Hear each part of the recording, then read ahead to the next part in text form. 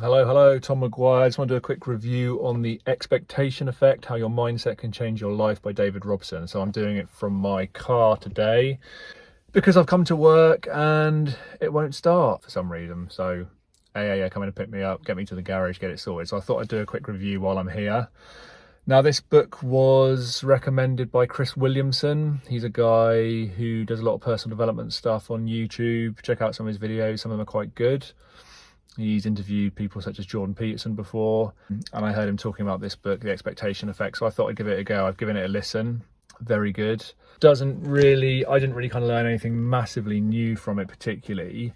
It kind of talks about, well, the general idea is that the more you kind of expect things and imagine things to happen, the more likely they are to happen. It's a bit like manifesting, but slightly different, I suppose. So in a scary way, if you're someone who's constantly worried that you're going to sort of develop heart disease and become unwell and have a heart attack or something like that, statistically, you're probably more likely to.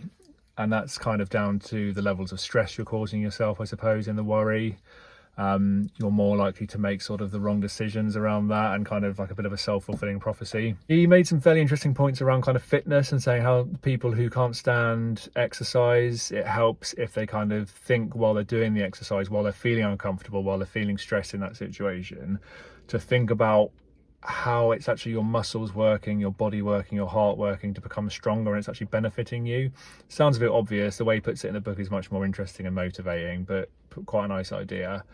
He also talks about food and how the way we see food has a big kind of impact on how we metabolize it. So if we're someone who doesn't really have great knowledge on food, you might tend to think that salad leaves and things are a better way to go. There are probably some meals that are quite rich and pleasing and satisfying that you would imagine have got a lot more calories in them, but actually when you put them side to side, sometimes some of these so-called diet meals have even more calories than the meals that would be much more satisfying for most people.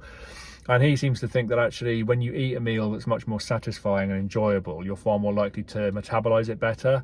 That feeling of satisfaction, that feeling of kind of excitement around a meal is more likely to charge your body and get it into that kind of way of metabolizing, and that's something that's kind of been with us for sort of hundreds of thousands, if not millions of years. So it's kind of about shifting your kind of mindset and kind of having a different expectation, and how that affects your life in a negative and a positive way, and what we can do to improve that for ourselves.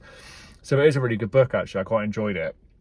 To summarize, I would say I didn't learn a hell of a lot, but there were some bits that were worth kind of hearing about again. There were some interesting bits. It's an easy listen, good book, would highly recommend.